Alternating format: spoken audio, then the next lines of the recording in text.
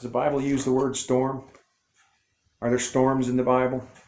I think so. This past Sunday, they sang a song at the end of it. Yes. You remember what that was? I'm trying to remember the name of the song, but I can't remember it. Remember how it goes? In the middle of the storm, I'm going to praise you. I'm going to sing praises. In the middle of the storm, I don't remember all of it, but it's singing hallelujah, sing hallelujah on part of it and all that. Mm-hmm. But it's talking about singing in the middle of the storm. So clearly Christians have storms that come against them. Yes. Yeah. I have. Yeah. After Jeff passed, and maybe even after the Jeff City tornado, you came back to Kirksville. It was after your mom. After Jeff died, I come back home that month later. Come back on July 1st. He died on May 22nd. Yeah. So you July 1st you came back. You're living with your mom. Mm-hmm. She's been diagnosed? Not yet. She didn't get diagnosed until the May. After that? Yeah, the May 2019. And she passed? 100 days later. 100 days? 100 days exactly.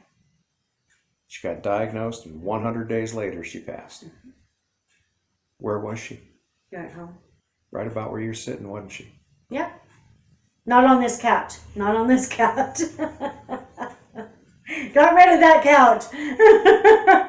But yeah, that's a whole nother story. Yes. I know that story too. I know, but I didn't want anybody to get any ideas. No, I'm not sitting where she passed. So, you're in your mom's house. Mm-hmm. Things started happening in this house. What'd you do?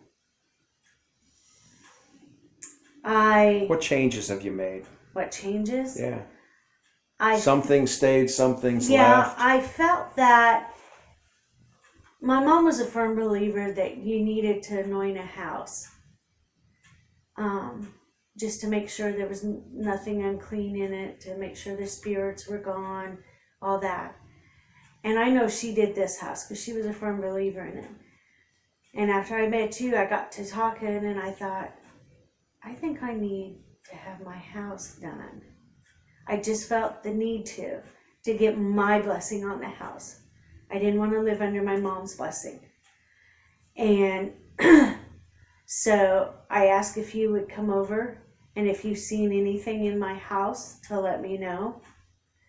I got rid of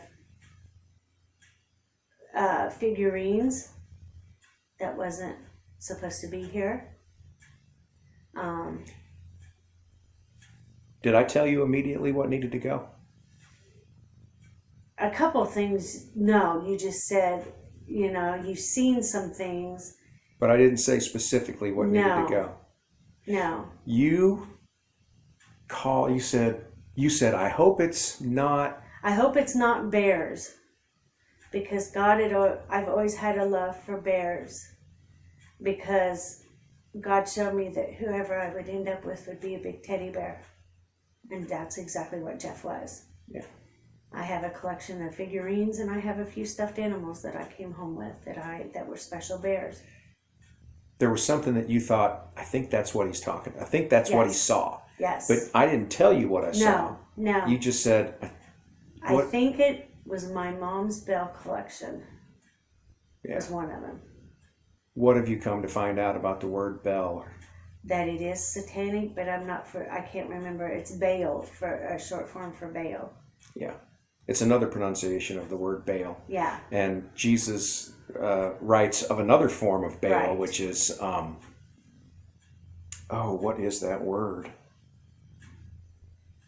What does Christ have to do with Belial? And it means we're not to mix what is of God with what is of Satan. And so a lot of people don't realize that bells are representative of Baal. Mm-hmm. A lot of people will use them that way. And so I just felt that was one of the things. And when I said it, you were like... Yeah. And then you kind of knew it. He had put it on your heart. Yes, he put it on my heart anyway when you said there was something, and that was the only thing at first. And the only thing I said is, I hope it's not the Bears. I just hope it's not the Bears, because Now- that's when I would have a, yeah. You was going to have issues. Yeah, I was going to have issues. Well, how can I possibly say it's the Bears when I run around going, how about them Cubs? Well, I know, but that was a collection I had. I wasn't thinking, and I'm just like, I hope it's not Bears, because they do have a special meaning to me. Yeah. And I thought the Bells did, just because they were my mom's. When I think it's the prophet Elisha gets maltreated by these 42 quote unquote youths whose ages could have been from 0 all the way up to 18 or 19, which is no kid. That's a full grown man, as most people. You can join the army and kill people at 19. So these guys were a threat to him. Right. And he called upon God and he cursed them. And you know what came out of the woods? I can't remember right offhand. Sorry. 2 bears. Yes. 2 she-bears. Yes. So that's that God has used the bear in a very interesting way to protect the prophet. Yeah. So yeah, no, I don't think there's anything wrong with the bear. No. So when did you end up at? How'd you come to Kirksville AG? Kirksville First AG. It was after my mom passed. It was during the pandemic. And a friend of mine had posted where Jeff had been online, because he still had services, but they were online, not in person. And I got to watching it, did my research, went to their page, and just started listening to him and encouraging him. And I could really feel the Spirit. I could see the Spirit in him, and even though he didn't have anybody there to preach to other than the choir, or whoever, the musicians, I knew that, it was something I wanted to continue. And I was working, so I couldn't go, even if we could have. And then God put it upon my heart in the springtime of, was it last year? Yeah, last year, 2021, to start going in person. And I started going in person. I'm still working on Sundays. And I loved it from the moment I stepped in. And then checked with my boss, because we started doing stuff on Sunday morning and Sunday night. And it was just too much for me to be able to do what I wanted to do, or what God was calling me to do, and be at work. So I said, talk to your boss. Boss says, I don't see an issue with it. So I switched my hours, started going, and felt that last year in the summer to become a member. What were you doing? What gift were you using for the church? Was it the gift hospitality?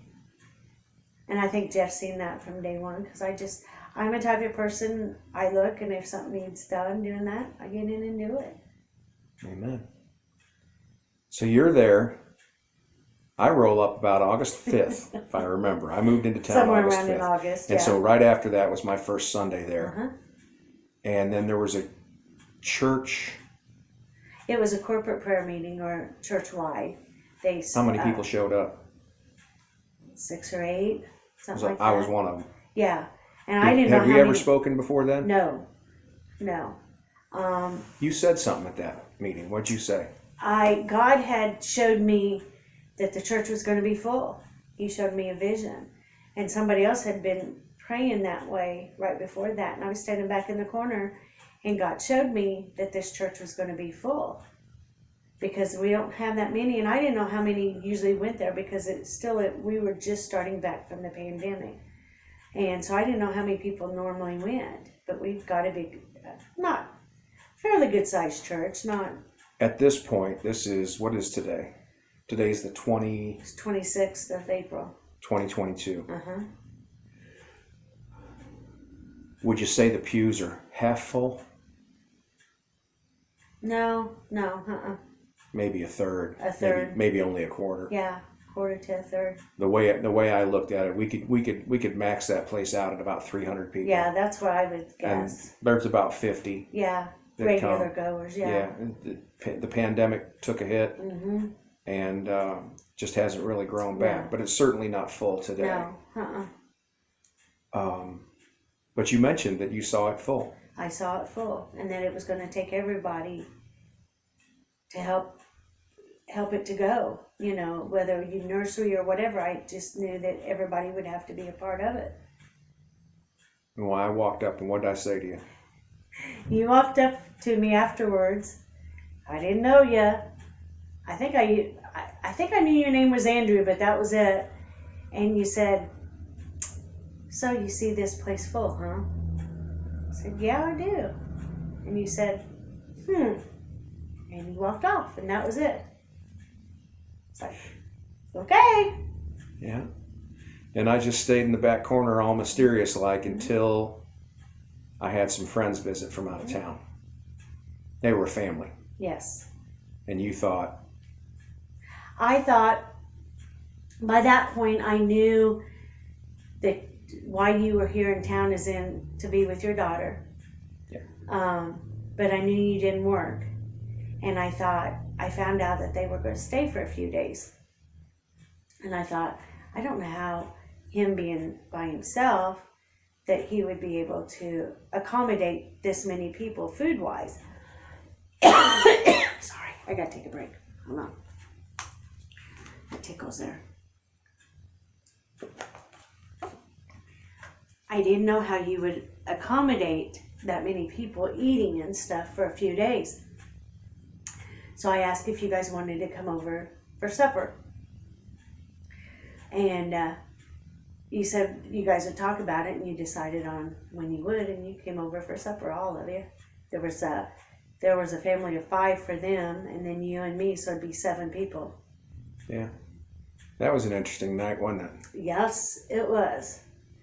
So I don't remember a lot of the conversation because we was just all kind of getting to know people, and you knew them, but I didn't know them other than that little bit of interaction at church.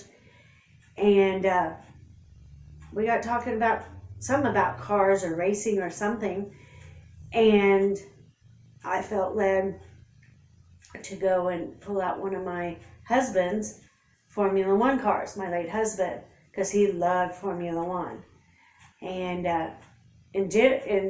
mostly Michael Schumacher, which he drove for Ferrari back then. And so I excused myself, went to the room where it was at, and brought it back in. And somehow we got on the subject, and I said, and it's a real Michael Schumacher car. And you guys looked at each other and started laughing, almost giggly. And I'm thinking, what have I said? What have I done? You know, I would have felt on the outside. And then and I hadn't watched that movie, or I had, because it was from Cars 1. Luigi had said, "Oh, a real Michael Schumacher Ferrari," and you done it in his voice. Can I do it now? Yeah. A real Michael Schumacher Ferrari. Guido, punch me in the face. Yeah. And we all laughed on that because you sounded just like him. And I asked if you guys was going to clue me in, and you said no. And then we'd done some more fellowshipping, and the family you was with brought out the guitar, and we were worshiping and stuff, and you guys got ready to leave, and I said, "Will you tell me yet?" And you said, "No, I'll bring you the movies to watch." And I got curious, and I couldn't wait. So you watched them. So I watched them. I rented them off my TV.